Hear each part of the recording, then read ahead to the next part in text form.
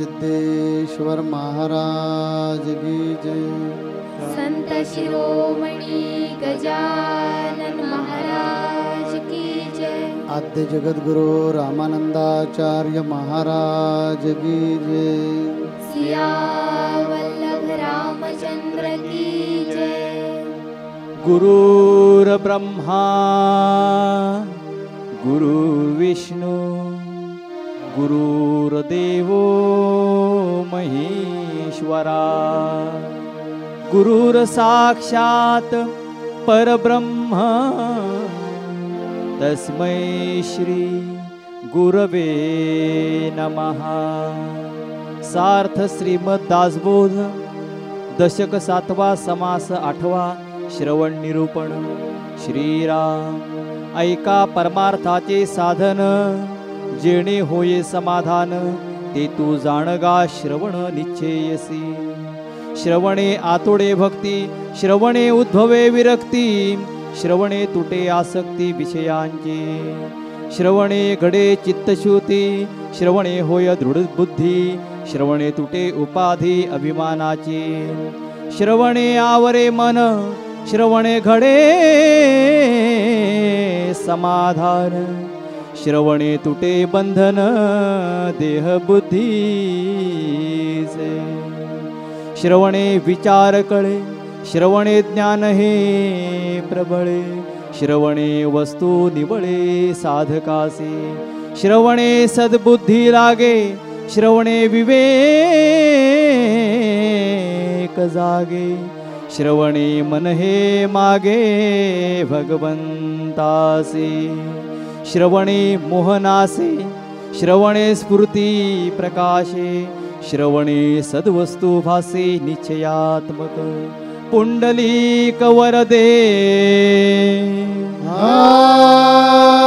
हरे विठ्ठल। श्री ज्ञानदेव तुकाराम पंढरीनाथ महाराज की जय। जगद्गुरु नरेंद्राचार्य महाराज की जय।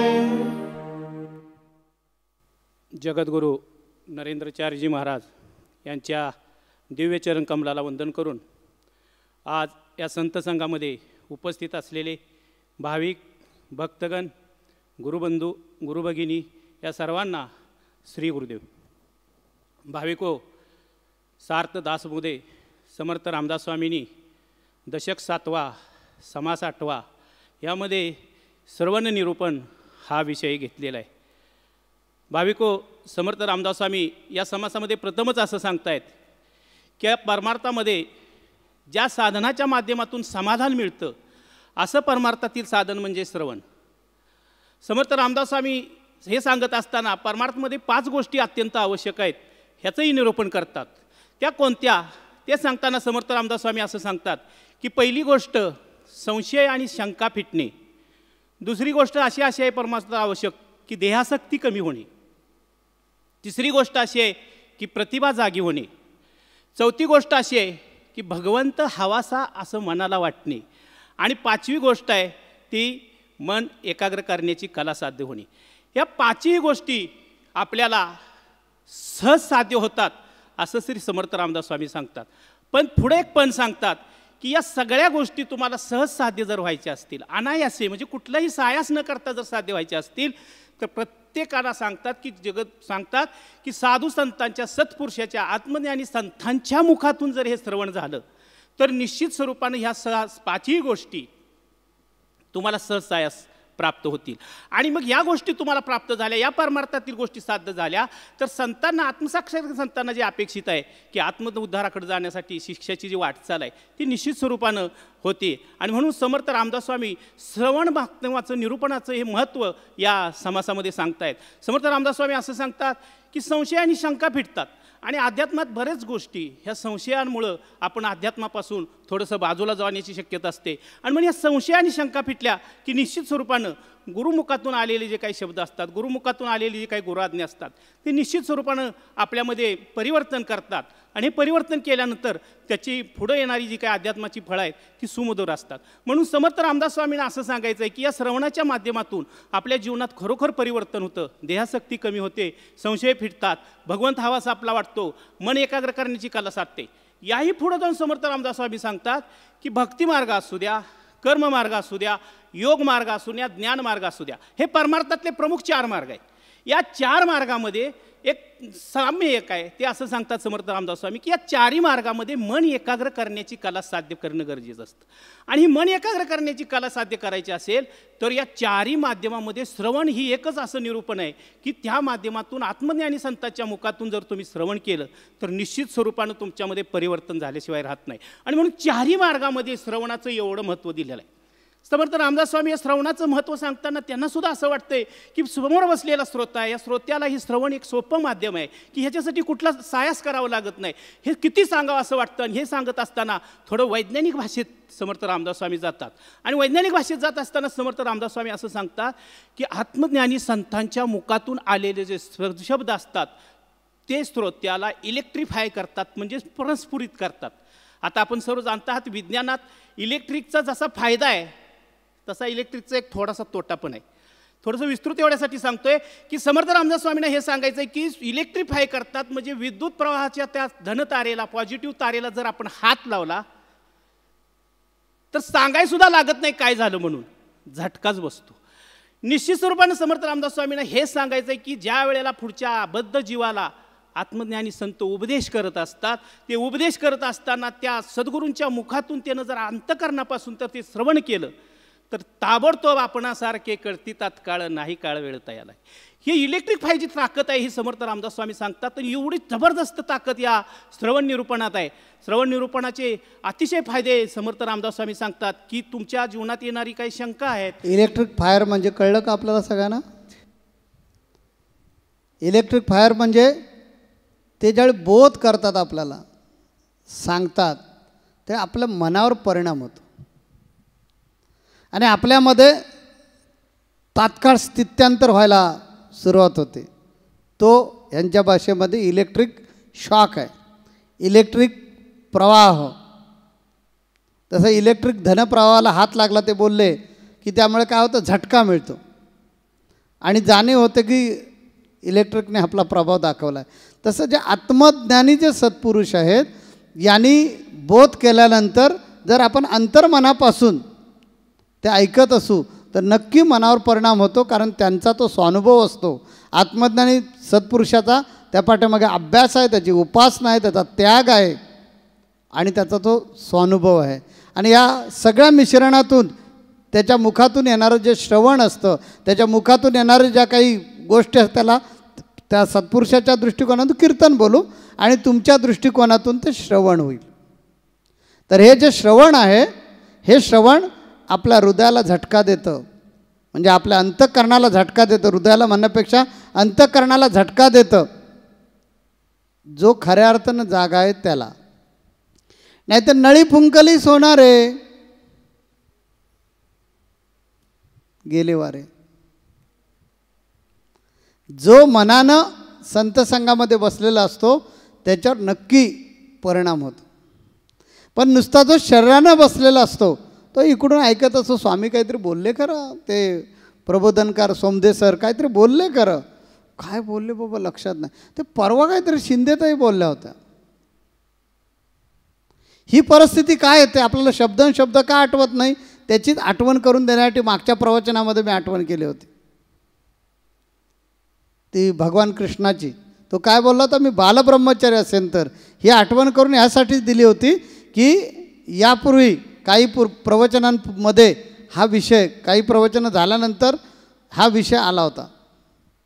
त्याची तुम्हाला आठवण आहे की नाही? म्हणजे मला हेच सांगायचं आहे की तुम्ही संत संघाला ज्यावेळी येऊन बसता त्यावेळेला काय केलं पाहिजे, मनाचे कान केले पाहिजे, हृदयाला कान लागले पाहिजेत, अंतःकरणाला कान लागले पाहिजेत किंवा कान लावले पाहिजेत आणि ते ऐकलं पाहिजे. मग हा आत्मज्ञानी सत्पुरुषाचा जो झटका असतो हा झटका आपल्यामध्ये परिवर्तन करतो, कारण आपण संत संघाला परिवर्तन होण्यासाठीच आलेलो असतो. आमची तरी अपेक्षा अशी असते की साधकानं, भक्तानं, शिष्यानं आपल्यामध्ये आमूलाग्र बदल करून घेण्यासाठी संत संघाला यायचं. संत संघाला जायचं, घरी वेळ जात नाही म्हणून येणाऱ्या लोकांनी कृपा करून संत संघाला येऊ नका. 1 तास वेळ फुकट घालवत आहे का? आपल्याला काही बदलच करून घ्यायचा नाही आहे. मग जर बदलच करून घ्यायचा नाही आहे तर यायचं कशाला? ज्याला वाटतं की माझ्यामध्ये बदल झाला पाहिजे, माझ्यामध्ये सद्गुणांचा विकास झाला पाहिजे, माझ्यामध्ये सात्विकतेचा विकास झाला पाहिजे, माझ्यामध्ये आत्मबुद्धीचा विकास झाला पाहिजे आणि मी ज्या ध्येयासाठी आलो आहे, मी आईच्या पोटात असताना जे वचन दिले परमेश्वराला की मी कोण त्याचा मला शोध घ्यायचा आहे, अशी ज्याला मनापासून इच्छा आहे त्यांनीच संत संघाला यावं आणि अंतःकरणाला कान लावून यावं. मग जे इथे अर्धा पाऊण तास अर्धा तास जे काय प्रवचन चालू असतं, वेगळ्या प्रबोधनकारांच्या माध्यमातून चालू असतं, ते आपण श्रवण केल्यामुळे आपल्यामध्ये बदल होणार आहे. ही ताकद समर्थ रामदास स्वामी म्हणतात श्रवणामध्ये आहे. म्हणून आपण आता आणखीन पुढचं श्रवण करूया सोमदेव सरांना. श्री गुरुदेव माऊली. तर माऊलीने आत्ता आपल्याला सांगितलंच की खरोखर ह्या श्रवणात एवढी जबरदस्त ताकद आहे. समर्थ रामदास स्वामी हे सांगत असताना आपण नेहमी लक्षात ठेवतोय की सार्थ दासबोध आहे हा गुरु शिष्यांचा संवाद आहे. आणि समर्थ रामदास स्वामींना सुद्धा ज्ञात आहे की समोर बसलेला हा प्रापंचिक जीव आहे, या जीवाला आपण परमार्थ सांगतो, या जीवाला आपण अध्यात्म सांगतोय. त्यामुळे तो जीवसुद्धा समर्थ रामदास स्वामींनी प्रपंचिक जीव समोर धरलेला आहे. आणि हे धरलं असताना समर्थ रामदास स्वामी असं सांगतात की ज्याप्रमाणे अध्यात्मात इतकी श्रवणाला महत्त्व आहे तसं संसारात सुद्धा श्रवणाला महत्त्व आहे. आपण पाहतो आहोत, आता बऱ्याच माझ्या पुढे बसलेल्या भगिनी हसल्या, खरंच आहे ते की संसारात सुद्धा श्रवणाला महत्त्व आहे. पण अलीकडच्या जरा कलियुगात आमच्या भगिनींना जास्त बोलावं लागतं, पुरुषाला थोडंसं कमी बोलावं लागतं. पण समर्थ रामदास स्वामी सांगतात की दोघांमध्ये हा समन्वय असला पाहिजे. आणि ज्या संसारामध्ये श्रवणाचा समन्वय आहे तो संसार 100% सुखाचा होतो. आणि म्हणून समर्थ रामदास स्वामी सांगतात की विश्वाचं उदाहरण देतात. आपण चिंतन करा म्हणतात समर्थ रामदास स्वामी की जगामध्ये वैविध्यतेनं जग नटलंय. किती प्रकार आहेत जगात, की वेगवेगळ्या भाषा, वेगवेगळा प्रांत, वेगवेगळ्या चाली, वेगवेगळ्या रीती, वेगवेगळ्या प्रकारची संस्कृती, ह्या जगातले सगळ्या संस्कृती, सगळ्या भाषा, हे सगळं जर कशाने एकत्र जोडलं असेल तर समर्थ रामदास स्वामी सांगतात की सवर्णाच्या माध्यमातून सुसंवाद घडला जातो आणि सुसंवादाच्या माध्यमातून हे सगळं जग चालतंय. एवढी जबरदस्त प्रपंचात आणि नियमित जीवनातसुद्धा एवढी गरज आहे. थोडंसं एक आपला प्रापंचिक एक दृष्टांत देऊ इच्छितो. नवरा बायको असतात, लग्न झाल्यानंतर पहिली वर्ष तो बोलत असतो, ती ऐकते, आणि त्याच्यानंतर ती बोलत असते, आयुष्यभर तोच ऐकत असतो. अशी थोडीशी गणित आहे आपल्या प्रपंचाचं. आणि वर्ष झाल्यानंतर थोडीशी ह्यांच्या कुरबुरी चालू होतात. कुरबुरी चालू झाल्यानंतर पत्नीसारखी भांडत असते, हा थोडासा संयमी असतो आणि भांडत असते तर चावतो, म्हणतो ऐकायचं, जाऊ दे, जरा आज्ञा नाही, कळत नाही, तिला बोलते. पण उत्तर ती सारखी भांडायला लागते. एक दिवस त्यांच्या शहरामध्ये एक संत येतात आणि तो पत्नीला म्हणतो, चल बाई, आज माझं तेवढं ऐक. मग ती काय, ते आपल्या गावी शहरात संत आले, त्यांचं एक प्रवचन आहे, आपण जाऊन ऐकूया. आणि ते ठीक आहे, लग्नानंतर पहिल्यांदाच सांगितलं चल म्हणून आटोपते आणि त्या संतांच्या प्रवचनाला जातात. गेल्यानंतर संत आध्यात्मिक मार्गदर्शन करत असताना काम, क्रोध, मोह, मत्सर, माया ह्याचं सुंदर असं विवचन करतात. आणि विवचन केल्यानंतर ते सांगतात की क्रोधामुळं रावणाचं राज्य गेलं, क्रोधामुळं सगळा संसार उद्ध्वस्त झाला, क्रोधामुळं राजे महाराजे लयाला गेले, त्यात अहंकार आला, काम आला, क्रोध आला, मोह आला, मत्सर आला, राजे महाराजांचं राज्य लयास गेलं. तुम्ही प्रापंचिक माणसं आहात, तुम्ही सुद्धा क्रोध सोडला पाहिजे, तुम्ही तुमचे वाद सोडले पाहिजेत आणि संतांचं ऐकलं पाहिजे. घरी आल्यानंतर हा विचारतो, ऐकलंस का संतांनी काय सांगितलं? म्हटले ऐकलं, मला बी पटलं, पण मला पण वाटतं आपण दोघेही भांडायचं नाही आता इथनं पुढं. ह्याला इतका आनंद होतो, अरे म्हणतो किती सुंदर, एका दिवसात किती मोठा चांगला बदल झाला, खूप आनंद होतो त्याला. आणि मग तू खरंच प्रवचनाला आलीस, त्याचा मला आनंद वाटला. ती म्हणली ठीक आहे, पण मी मग कृती करणार, फक्त मी काय तोंडानं बोलणार नाही. मग ते ठीक आहे, काय हरकत नाही. त्यांचा तो ठराव होतो. आणि मग दरवाजा बंद असला की ह्यांच्या घरातनं फक्त हसण्याचाच आवाज येतो.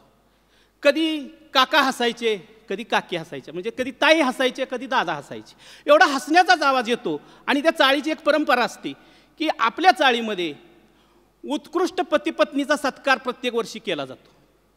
हे 3 वर्षानंतर प्रवचनाला जातात, संतांचा ऐकतात, आणि पुढच्या वर्षी ह्यांच्या नुसत्या लावलेल्या दरवाजातून फक्त हसण्याचा आवाज यायचा. कधी काका खो खो खो खो हसायचे, कधी ताई खो खो खो हसायच्या. आणि चाळी जमलेल्या लोकांना वाटायचं काय कुटुंब आनंदी आहे, फक्त हसण्याचा आणि हसण्याचाच या कुटुंबात आवाज येतोय. अतिशय त्यांना चाळीतल्या सगळ्या लोकांना आदर्श वाटतो. तरुण मुलं ती वयस्कर माणसं सांगतात, अरे त्या पाटील जोडप्यांच्याकडे बघा किती आनंदी कुटुंब, त्यांच्या घरात फक्त हसण्याचाच आवाज येतो. आणि म्हणून त्यावर्षी त्यांचा सत्कार करतात, चाळीची मिटिंग भरते आणि मोठा सत्कार करतात. त्यांना ताईंना साडी देतात, दादांना पॅन्ट शर्ट नारळ श्रीफळ शाल सगळं देतात. आणि श्रीफळ दिल्यानंतर त्यांचा सत्कार करतात. आणि चाळवाले सांगतात आमच्या चाळी जर अशी सगळी कुटुंब असतील तर समाजात अशांतता जी झाली आहे ती मुळात आपल्या घरातल्या अशांततेमुळे झालेली आहे. आणि त्यामुळं आमच्या पाटीलताईंसारखं आपलं पतीपत्नी असतील तर निश्चित स्वरूपानं जग हे सुंदर चालेल. आणि ह्या पतीपत्नीने गेली वर्षभर आम्ही सर्वे केला. आमचे गुप्तहेर त्यांच्या रोज दारापुढं जाऊन कान लावत होते आणि ऐकण्याचा प्रयत्न करत होते की भांडतायत का काय, पण कधीही यांच्या घरातून भांडण्याचा आवाज आला नाही. आणि त्यामुळं हा असा हृदयस्पर्शी सत्कार आम्ही त्यांचा करत आहोत. असं ऐकल्यानंतर काकांना सांगतात, काका आता तुम्ही मनोगत व्यक्त करा. काका उठतात आणि चाळीच्या सगळ्या लोकांना म्हणतात, खरोखर मी आभारी आहे. माझ्या जीवनात खरोखर कधीच माझा सत्कार चाळीत झाला नव्हता, पण आज माझा जो सत्कार झाला आहे त्याला आपल्या मागच्या वर्षी आपल्या शहरामध्ये आलेले संत आहेत, त्या आत्मसंस्कारी संतांमुळं आमच्या जीवनात हे परिवर्तन झालं. आम्ही पतीपत्नी गेलो, प्रवचन ऐकलं आणि त्या दिवशी ठरवलं की आपण फक्त तोंडानं काय भांडायचं नाही, संतांनी सांगितलेलं फक्त ऐकायचं आहे. पण पत्नी म्हणली माझा राग काय कंट्रोल येणार नाही. काकांनी सांगायला सुरुवात केली आणि ती म्हणली मी फक्त बोलणार नाही, वाचा काय करणार नाही, तोंडाने एक शब्द वापरणार नाही, फक्त आमचं भांडायचं माध्यम बदललं. आणि असं ठरलं की काकांनी काही चूक केली तर काकीनी स्वयंपाकघरातलं कुठलंही भांडं उचलायचं आणि काकांच्या अंगावर फेकून मारायचं. भांडं काकांना लागलं तर काकीनी खो खो खो हसायचं आणि भांडं काकांनी चुकवलं की काका खो खो हसणार. आणि त्यामुळं भांडण झालं की फक्त काकी स्वयंपाकघरातलं कुठलंही भांडं फेकून मारायच्या, काकांनी चुकवलं की काकी हसायच्या, आणि काकांना लागलं की काकी हसायच्या, काकांनी चुकवलं की काका हसायचे. असा आमचा संसार चाललेला आहे. सांगायचं भाविक तात्पर्य एवढंच आहे की श्रवणामध्ये एवढी ताकद आहे. समर्थ रामदास स्वामी सांगतात की प्रपंचामध्ये सुद्धा आपण तो समन्वय साधला पाहिजे. या श्रवणामध्ये एवढी ताकद आहे. आपण जाणता आहात, थोडंसं अध्यात्माकडे येऊया आपण की ज्ञानेश्वर माऊलीचं आपण सर्वजण उदाहरण ऐकतो. ज्ञानेश्वर माऊलींनी चांगदेवासारखा 1400 वर्ष तपश्चर्या केलेला संत ज्यावेळी परीक्षा घ्यायला आला त्यावेळेला ही चारही बालकं त्या निर्जीव भिंतीवरती बसलेली होती. हातात जिवंत सापाचा चाबूक, वाघावरती आरूढ झालेले चांगदेव ज्ञानेश्वर माऊलीच्या भेटीसाठी आले. आत्मज्ञानी संतांना खरोखर थोडंसं मनात थोडंसं वाटलं की अशा चांगदेवाला आपण सामोरं कसं जावं, ह्याचं स्वागत कसं करावं. ज्ञानेश्वर माऊली स्तनभर स्तब्ध झाल्या आणि आपल्यातल्या आत्मशक्ती जागी केली आणि आत्मशक्ती जागी करून त्या आत्मशक्तीच्या माध्यमातून ज्ञानेश्वर माऊलींनी त्या जागी केली नाही, जागीच असते. आत्मसाक्षात्कारी पुरुषाला वेगळं काही करावं लागत नाही, त्यांना सगळ्या सिद्धी प्राप्त झालेल्या असतात. आत्मज्ञान म्हणजे पूर्ण ज्ञान असतं, तोच परमेश्वर झालेला असतो. आणि त्यामुळे ही सगळ्या ज्या अष्टसिद्धी आहेत ह्या त्याच्याजवळ प्रसन्नच असतात. बऱ्याच जणांना वाटतं की स्वामी बोलतात जा मी बघतो, पुढे काहीच नाही करत. स्वामींना आपण प्रश्न विचारतो आणि सांगतो की स्वामी माझा हा प्रश्न आहे, मग स्वामी म्हणतात जा मी बघतो म्हणून. नवीन लोकांना काहीच कळत नाही, जुन्यांना माहिती असतं बघतो म्हटल्यानंतर काहीतरी काम होणार. नवीन म्हणतो माणूस म्हणतो त्यांनी माझ्याकडे बघितलं पण नाही आणि मला बोलले बघतो म्हणून, काय प्रकार आहे. पण जुन्याला आश्चर्य वाटतं की स्वामी बोलले मला बघतो म्हणून आणि माझं काम झालं. काहीच केलं नाही, मग झालं कसं. तर त्या सिद्धी जी असतात त्या सत्पुरुषाच्या वाणीमुळे कार्यरत होतात. त्याला त्या करून घ्याव्या लागत नाहीत की चला आता कोण आलेले आहेत, सोमदे आलेले आहेत, त्यांचा प्रश्न अमुक अमुक आहे, चला मग आता हा प्रश्न सोडण्यासाठी अमुक सिद्धी कामाला लाग, अशी गरज नसते. तसं ज्ञानेश्वर माऊलींना चांगदेव भेटीसाठी येत आहेत हे कळल्यानंतर ते जिवंत वाघावर बसले, हातात सापाचा चाबूक आहे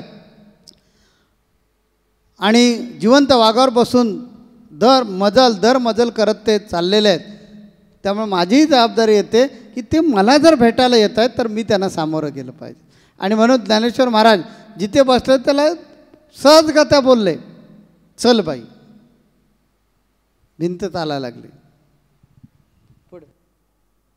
तर ज्ञानेश्वर माऊलींनी नुसतं त्या भिंतीला श्रवण केलं, त्या भिंतीनं, आणि भिंत चालायला लागली. भाविको भरपूर उदाहरणं देता येतील. रावणाच्या बाबतीतसुद्धा असंच एक उदाहरण सांगितलं जातं की ज्यावेळी प्रभू रामचंद्र नाव घ्यायचे प्रभू रामचंद्राचं आणि समुद्रावरती ते वानर दगड टाकायचे, ते तरले जायचे.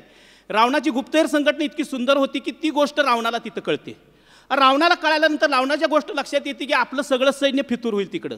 रावण खूप हुशार असतो, विद्वान असतो, अतिशय चांगला योद्धा असतो आणि म्हणून रावणाच्या लक्षात येतं की ही सगळी लोक ती रामाला जाऊन मिळतील, आपण सुद्धा काहीतरी योग्य पद्धतीचा काहीतरी प्रकार केला पाहिजे. आणि मग दुसऱ्या दिवशी रावण ती बातमी ऐकल्यानंतर मग तो काही अवघड नाही, चला मी पण तुम्हाला सगळ्यांना ते दगड तरकून दाखवतो, मी सुद्धा त्या पाण्यावरती दगड तरवू शकतो असं सगळ्या सैनिकाला सांगतो. आणि त्यातले काही निवडक सैन्य घेतो की जे बरोबर गुप्तहेर असतात त्यांना घेतो आणि रावण समुद्रकिनारी जातो. समुद्रकिनारी जातो, एक मोठा दगड घेतो, पाण्यात टाकतो, तो बुडतो. दुसरा घेतो, टोक टाकतो, तो बुडतो. तिसरा टाकतो, तोही बुडतो. चौथा टाकतो, तोही बुडतो. पाचवा दगड घेतो, मनातल्या काहीतरी पुटपुटतो, रावण असा दगड घेतो आणि समुद्रात टाकतो. आश्चर्याची गोष्ट अशी की तो दगड पाण्यावरती तरंगतो आणि हा तरंगल्या तरंगल्या रावणाचं सैन्य असतं ते रावणाचा जयघोष करतं. आणि सगळी सैन्य अशी, एखादा योद्धा जसा जिंकून मागा आलेला असतो तसा रावण असा चालत चालत चालत आपल्या राजवाड्यात येत असतो. रावणाची पत्नी मंदोदरी रामाचीच भक्त असते, तिला माहीत असतं काहीतरी निश्चित काहीतरी थोडासा घोटाळा आहे. ती दरवाजातच उभा राहते आणि रावणाला विचारते, थांबा. तो म्हणतो, काय आहे मंदोदरी? नाही म्हणती, मला खरं सांगा, दगड तरला? म्हणतो, हो 100% तरला. कसा तरला सांग, तुला काय करायचं आहे? दगड तरला हे 100%. मागं उभा आहे त्या सगळ्यांनी विचार. नाही म्हणले, मला याचं मूळ फक्त पाहिजे, मला दगड कसा तरला तेवढा सांगा. मंदोदरी नाही त्या गोष्टीचा हट्ट करायचा नसतो, वेडे आहेस का, चल बाजूला, तुला काय करायचं आहे, दगड कसा तरला? मी बाजूला जाणार नाही, मला दगड कसा तरला फक्त एवढंच सांगा. मंदोदरी, तो हट्ट करू नको, मी रावण आहे, तुला कल्पना आहे, मला पूर्ण कल्पना आहे, तुम्ही माझे पती आहात, पतीला रागावणं हा माझा हक्क नाही, पण मला फक्त सांगा तुम्ही काय केलं. आणि मग रावणाने सांगितलं, मंदोदरी, शिवकृपेने अनेक देवदेवतांची ज्या साधना केल्या त्या सगळ्या साधनेचा प्रत्येक दगड टाकताना उपयोग केला आणि तो मंत्र म्हटला, दगड पाण्यातच गेला.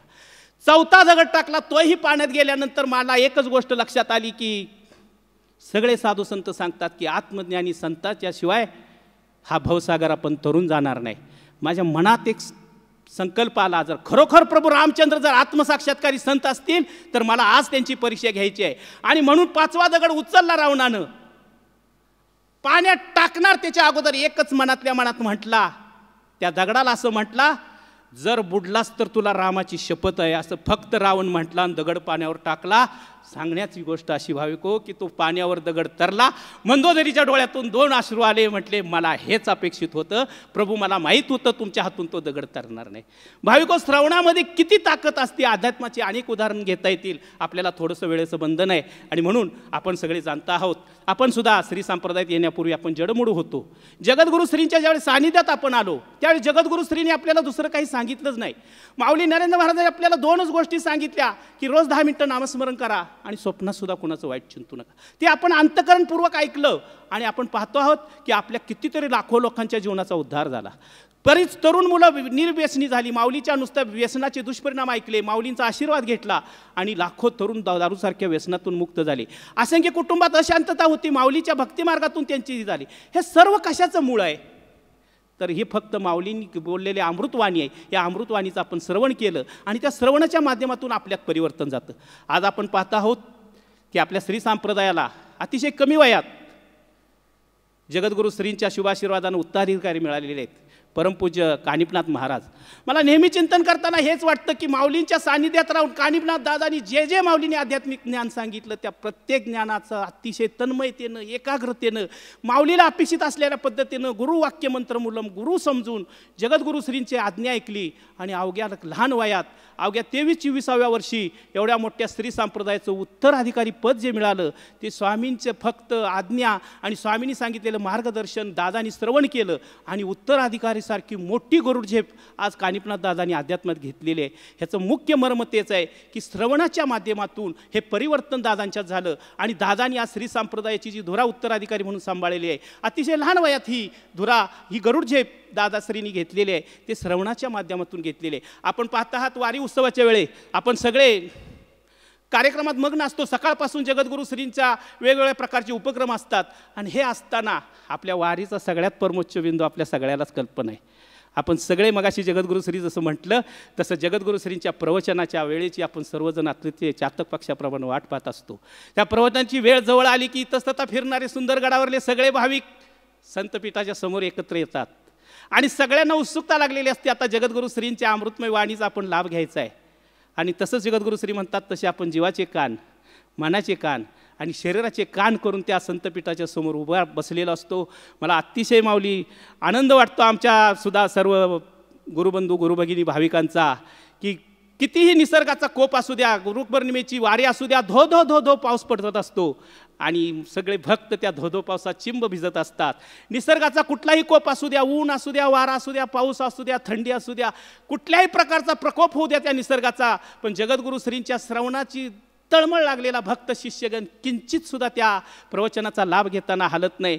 याच्यापेक्षा मोठी श्रवण भक्तीचा दुसरा अर्थ आपण काय सांगू शकतो. भाविको, आज विज्ञान युगात जर बघायचं झालं तर संतांवरनी प्रेम करणारा शिष्य मिळणं खूप अवघड झालेलं आहे. आणि जगद्गुरू श्रीने अतिशय कमी कालावधीमध्ये हा शिष्यगण प्रेम करणारा, आत्मीयतेनं संतांच्यावरती प्रेम करणारा मिळवलेला आहे. त्याचं कारणच की जगद्गुरू श्रींच्या वाणीमध्ये देवत्व आहे, स्पर्शात देवत्व आहे, दृष्टीत देवत्व आहे, वास्तव्यात देवत्व आहे. आणि म्हणून जगद्गुरू श्री सांगतात की मी नाही अशी जगात कुठेही जागाच नाही. आणि म्हणून भाविको, स्वरूपानंद स्वामींचे उत्तराधिकारी मकरंदनाथ महाराज श्रवणाचं महत्त्व सांगताना असं सांगतात की संताकडे गेलेला साधक आहे, तो संताकडे गेलेला साधक ज्यावेळेस आत्मज्ञानी संतांच्या मुखातून श्रवण करतो त्यावेळेला त्याला 100% शुद्ध परमार्थ सांगितला जातो. एवढी या श्रवणामध्ये ताकद आहे.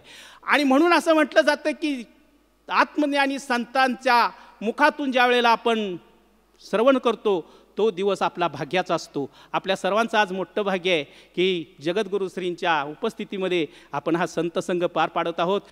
आज श्रवण जे आहे, या श्रवणानं आपण आपल्यामध्ये आमूलाग्र बदल करू शकतो. हे या समासामध्ये समर्थ रामदास स्वामींनी सांगितलेलं आहे की समर्थ रामदास स्वामींना हे सांगायचं आहे की तुम्ही श्रवणामुळे आपल्यामध्ये बदल करू शकता. फक्त हे जे श्रवण आहे ते मनापासून ऐकणं, मनापासून ग्रहण करणं हे फार महत्त्वाचं आहे. कारण या मानवी शरीरामध्ये जसा मेंदू काम करत असतो तसं मनसुद्धा तेवढंच महत्त्वाचं काम करत असतं. आणि म्हणून आपण मनानं ज्यावेळी त्याच्यात इन्व्हॉल्व होतो, मनानं ज्यावेळी त्याच्यामध्ये समाविष्ट होतो, मनानं ज्या वेळेला एखाद्या गोष्टीमध्ये समरस होतो त्यावेळेला नक्की आपल्या अंतःकरणामध्ये त्याचे परिणाम होत असतात. आता सांगणारा जो विषय आहे, सांगणारी व्यक्ती कोण, सांगितला जाणारा विषय कोणता, यावर त्याचे परिणाम होत असतात, वाईट किंवा चांगले. संतांकडे नामदेव महाराजांनीच सांगितलं की जो संताकडे गेला त्याच्यावर काही वाईट परिणाम झाले असं कधी तुम्ही ऐकलं का, असं नामदेव महाराजांनीच प्रश्न केलेला आहे. तर संतांकडे जी मंडळी जाते ती कधीच वाया जाणार नाही. कारण संत हे कधीही मानवाचं अहित जाणत नाहीत. मानवाचं अहित झालं पाहिजे असं कधी उपदेश करत नाहीत. तर मानवाला महामानव कसं बनवता येईल, या महामानवाला त्याच्यामध्ये असणारा जो देव आहे याचा साक्षात्कार कसा होईल असा प्रयास सतत रात्रंदिन या संतांना लागलेला असतो. आणि म्हणून आपण या संतांकडे गेलं पाहिजे. कुठलंही शास्त्र घ्या, कुठलाही ग्रंथ घ्या, त्या ग्रंथामध्ये तेच सांगितलेलं आहे की तुम्ही संतांना शरण जा, संत संगतीत जा, चांगल्या लोकांच्या संगतीमध्ये राहा. आता चांगले लोक कोण, तर जे देवाबद्दल सांगतात. जगामध्ये चांगलं काय, तर देवाचं नाव. या देवाच्या नावापेक्षा आणखीन चांगली गोष्ट असूच शकत नाही.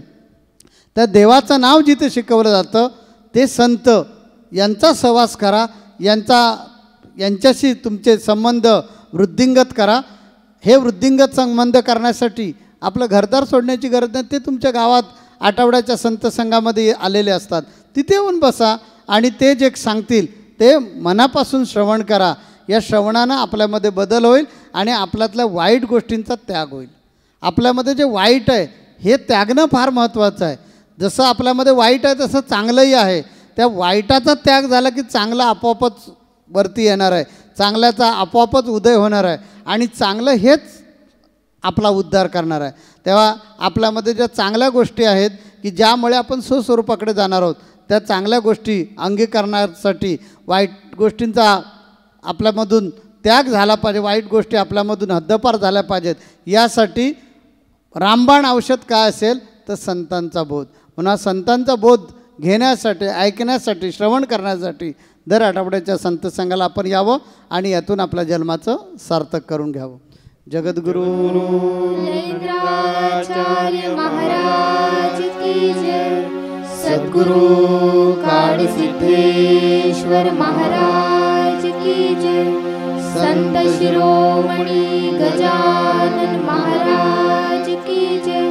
आद्य जगद्गुरु रामानंदाचार्य महाराज की जय. सिया वल्लभ रामचंद्र की जय.